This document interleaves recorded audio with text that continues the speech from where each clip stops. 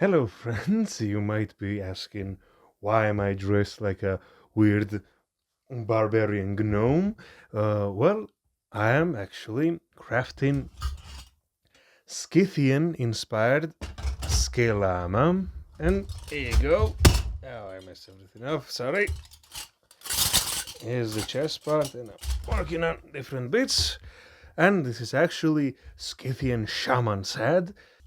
I wanted to make the whole piece out of brass, but unfortunately, metal costs a lot of money, especially bronze alloys during this economy. So I'm just using it for details and just vibing, crafting, thinking about stuff, thinking about life, thinking about the future and the past.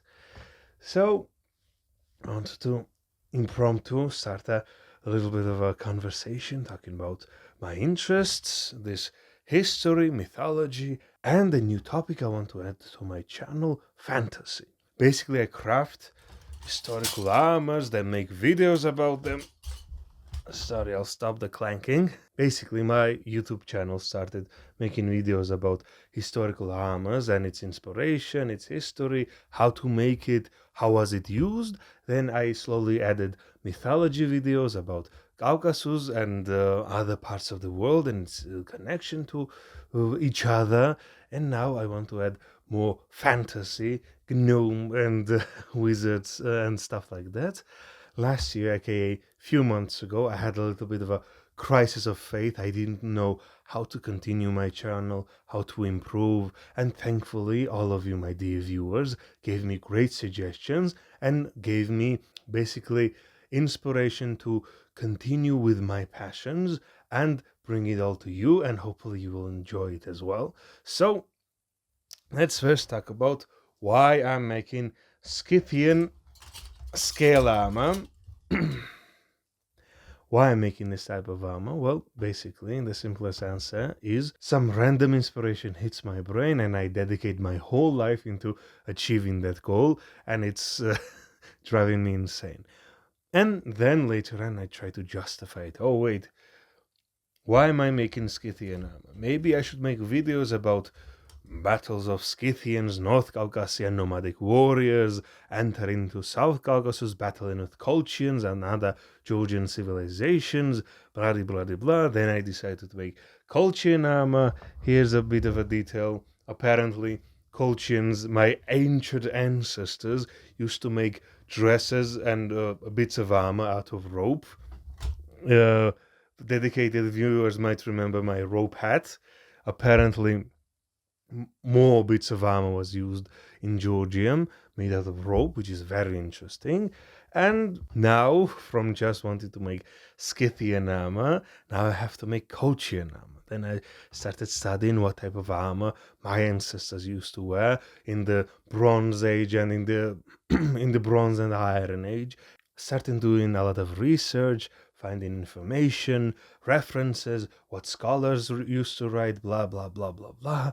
And then I finally end up with this reference. Only reference I could probably find was this late Bronze Age, early Iron Age silver cup. Well, not that silver cup. There is a one more famous silver cup from Georgia, which depicts a bunch of werewolves doing rituals and shamanistic wolf warriors are worshipping their king, giving them a toast or something. It's mysterious. But there's another silver cup. Well, technically, it's a silver horn, drinking horn, that depicts a bunch of warriors, four warriors, in fact.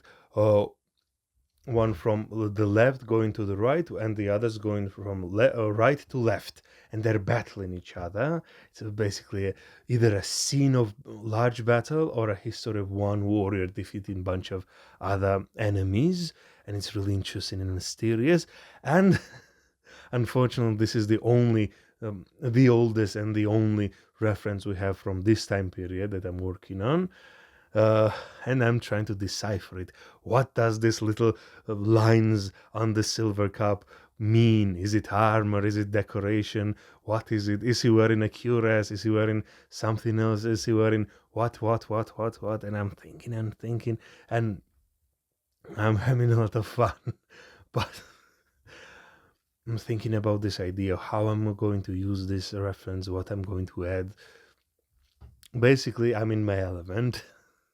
My theory is actually it depicts battle between Colchians and Cimmerians, which is a different type of Scythian, Iranic nomads that Scythians actually displaced. So they came down into Colchis and then went into Western Asia, then into Middle East and messed whole things up.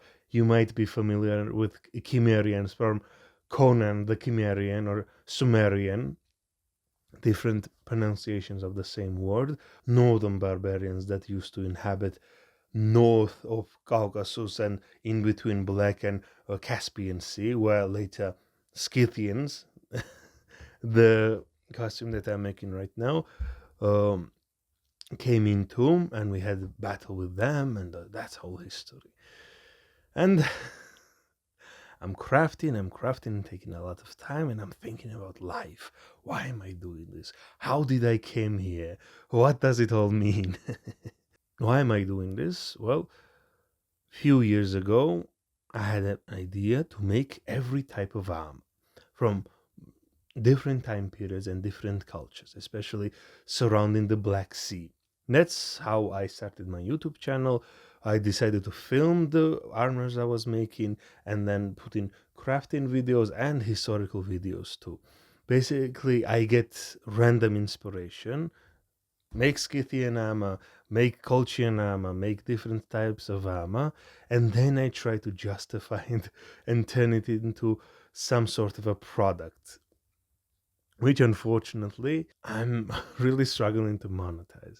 I'm really happy, I'm really passionate with what I'm doing, but the leather, the robe, the armor, the steel, all these materials cost so much money.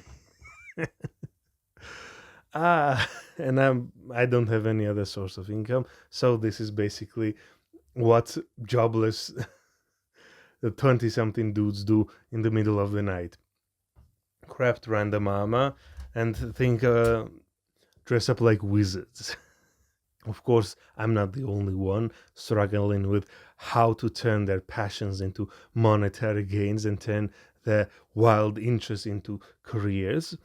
And I dedicated all my life into this passion. Hopefully, I will get some results out of it. And I would like to greatly thank all of you viewers. You guys are the reason that I justify all this crazy nonsense that I do to myself and my environment. So I want to expand, make more stuff, justify making all this nonsense even more. I'm going to film, of course, historical videos depicting the battles and its results and all the interesting tidbits talking about my culture, Caucasian culture, and other cultures that influenced us from the north and west and south and east and west and from all the directions. And now I've been thinking about the reason why I started all of this, why I came into this field, why did I decide to make armor, why did I decide to film videos about history, why did I decide to research all this stuff, going back into childhood, where does it all come from, where am I going, all those midnight thoughts that don't go anywhere. And I hope you would indulge me in my recollections of my such ancient life that I have lived. Well, I might look like an ancient immortal gnomish wizard right now, but I'm actually 26 years old, and I've looked like this for about 8 or 9 years. I'm one of those guys that ages rapidly, then stops aging for 10 or 20 or 40 years. So I probably look exactly the same when I'm 60 years old too. Hoping I would look even better. So please indulge me in my recollections of my past and how I got here and or new projects that I want to start. Because when I was growing up, I grew up, unfortunately, or fortunately, depending on your position. I fortunately was born into one of the oldest and most interesting cultures, civilizations, countries in the world that I'm really passionate about and I really love. My country's history, my people's journey from ancient past to the modern day, our creations, our culture. But very, very unfortunately, one of the part of this history was our annexation of Russia, then annexation of Soviet Union, and after its collapse, our life in its ruin. It wouldn't be exaggeration to say that I grew up in a post-apocalyptic world. I like to use fancy dramatical words, but it's literally what happened. When Soviet Union collapsed, a whole civilization, a type of world came into ruin. Fortunately, because Soviet Union sucked, but unfortunately, life in a post-apocalyptic ruins of a dystopian nightmare isn't that fun, as you would imagine. So I grew up in the late 90s, early 2000s, where the collapse of the old system and creation and establishment of new system was taking place. So today, Georgia is a pretty nice country, all things considered. There are many drawbacks, but it's pretty nice. You can, you know, it's nice where foreign people from rich countries come to live there. Well, but unfortunately, when I was growing up, country was, as I've said, in a post-apocalyptic hellhole situation. It's actually not funny how accurate Mad Max, the first Mad Max, was to our reality. When I was growing up watching American depictions of post-apocalypse, I was like, "Hey, it's exactly how I live. Well, why are they so sad about it?" Growing up, crime and degeneracy and quite unfortunate standard of living was common. People didn't have anything to eat.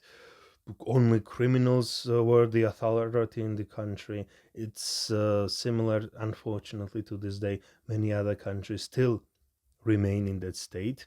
Many other countries elected those criminals to rule them. Shade to Russia.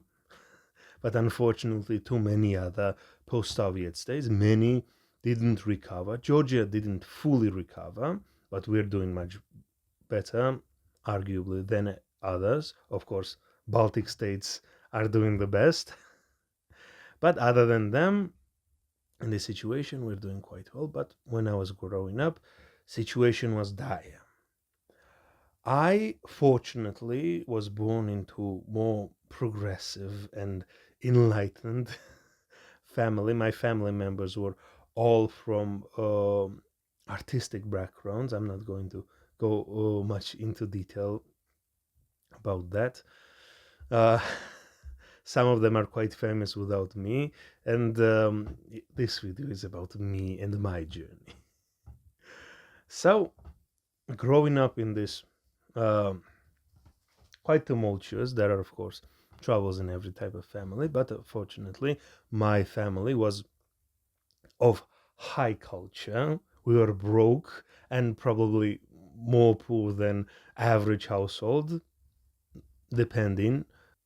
But I need to thank my family that I was raised right. Unfortunately, the society outside of my household, outside of my family, was very dire. The ideals, the history, the culture that I was raised in, the reality I was brought up in, unfortunately no longer existed in the country. Maybe for a long time, maybe it never existed. Maybe I grew up in a more dream of a country that never existed than reality. But I would like to think that my fairy tale Georgia exists somewhere else, and it is my mission to uh, bring it into reality. Well, grand aspirations beside, I had a really traumatic childhood because of that, because of what ideals and what family values I held wasn't reflected in the society ruled by criminals and gangsters and less savory people. I'm not going to blame my countrymen for anything. It was dire situation. Everyone was starving, and some were actually pretty communal and helping each other out, but many were actually exploiting the situation. Capitalism, with its many flaws, came into the country very roughly. For that, look up what shock therapy was. The shock therapy ruined a lot of lives. What Soviet Union and communism didn't ruin, the shock therapy capitalism destroyed. That's hopefully will get better. I'm not the type of guy who reminisces about Soviet life where everything was great, everything wasn't great, everything was terrible. But my goal in life from childhood became to bring that the reality that I experienced, the fantastical world, the world of knights and heroes and honor and chivalry, back into the society that I was growing up, where crime and betrayal and where thievery was seen as honorable. I'm not going to go into much detail about Soviet crime syndicates that thievery, the thieves in law. I'm not going to mention them. I do not want to ever interact with this kind of people again.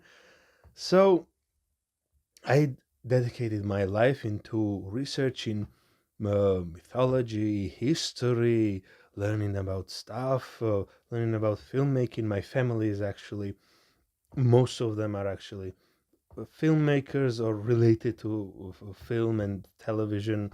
During Soviet Union, Georgia was one of the great producers of culture. That was film, music, art, and everything else.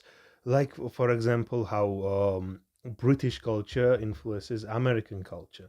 It's not directly the same, but you can imagine a smaller foreign culture being also integral into Hollywood scene. How so many English actors come to Hollywood, and so many historical films are about English histories, and it's not exactly the same, but you can imagine. I've shown a lot of clips from old Georgian movies. I've actually grew up with all these people.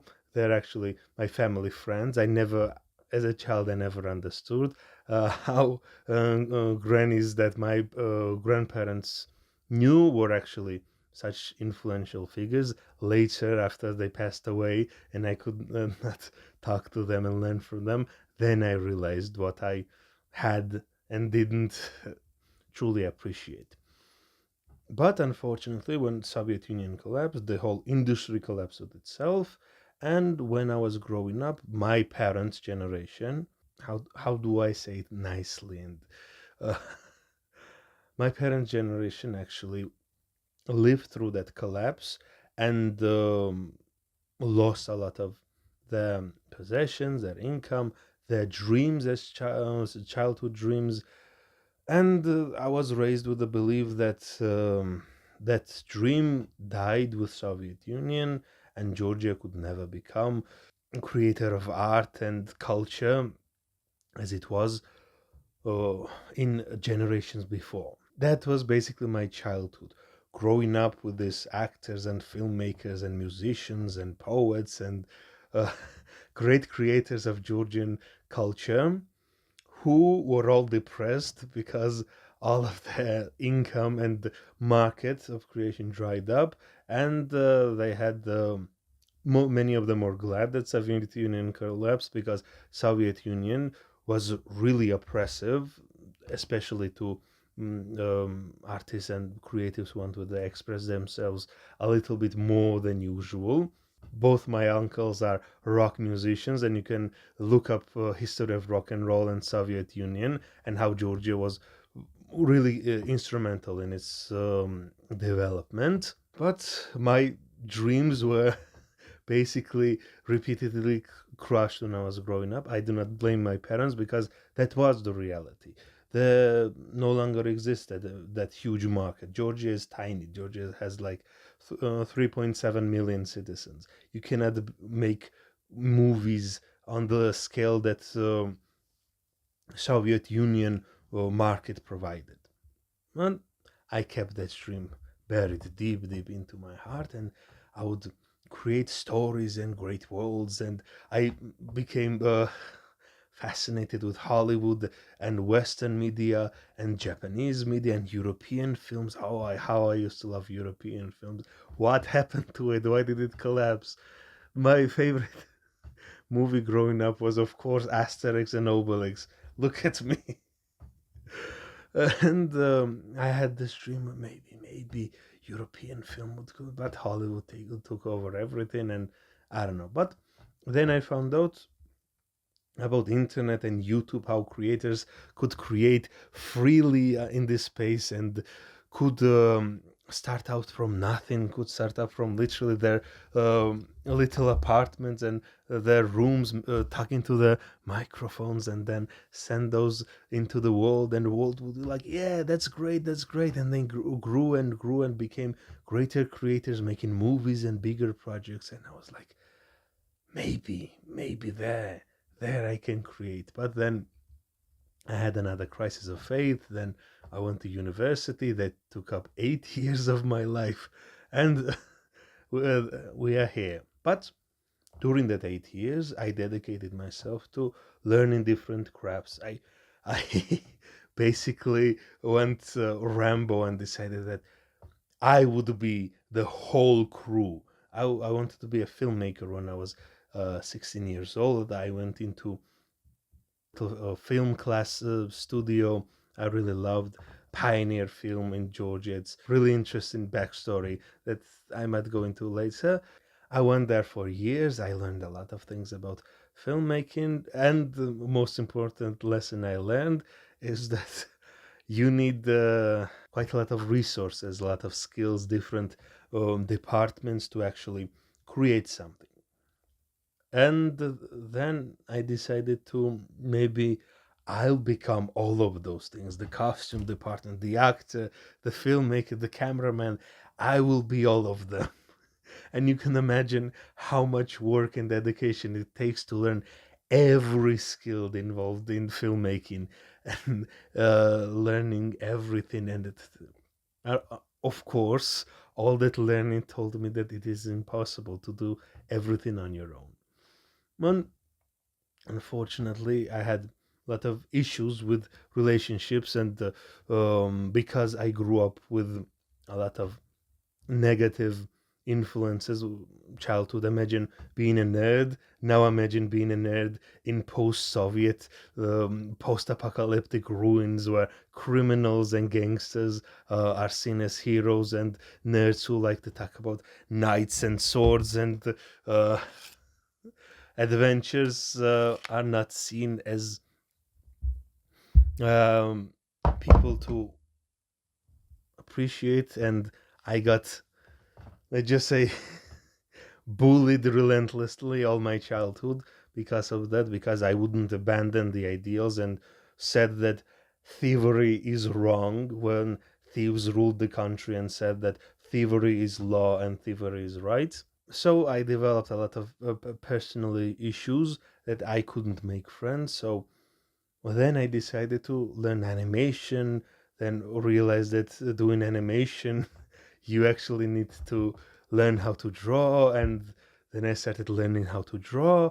And all of this experience taught me one thing: you could never know enough, you could never have great enough skills, you could never truly be satisfied and truly to be enough. You just have to be, and risk it all and do it. And unfortunately, that took me about 8 or 9 years. And now I'm actually, this is finally me fulfilling the passion and dream that I had 16 when I was 16 years old, and now I'm 26. It took me about 10 years to finally start doing what I wanted to do. And I have a lot of regrets that, oh my God, if I did this, oh, that I'm not going to go into the details, but thankfully, I'm slowly starting to build my audience. I need to do a better job of it, use all the skills that I have learned and improve. But the audience that I have, of course, great thank you to all. So thank you all. Thank you all, of course, from previously giving such great advice and encouragement. And hopefully this year would be a year of growth and finally making all those childhood dreams reality. I know it's going to be difficult. I have to do far more and I'm going to improve. And hopefully I will, because I have greater and greater dreams for the future. This is only the first step. Next, we'll set out to the stars. So come along with me. Thank you all for watching my video. Of course, great thanks to all of you watching, and of course, a special thank you to my Patreon supporters. And I would like to apologize because unfortunately, I made a lot of promises last year. At the end of the year, I started a project about Georgian Father Christmas, Taulis Papa. I did a lot of videos, you can see, but there are more videos and projects that I unfortunately couldn't finish because I fell very, very ill, and I've been ill basically for a month. And thankfully, I can pick up this project next year at the end of the year when Christmas rolls around. I would have the foundations already built and continue from where I left off. Here's for the new year. Here's for the new me.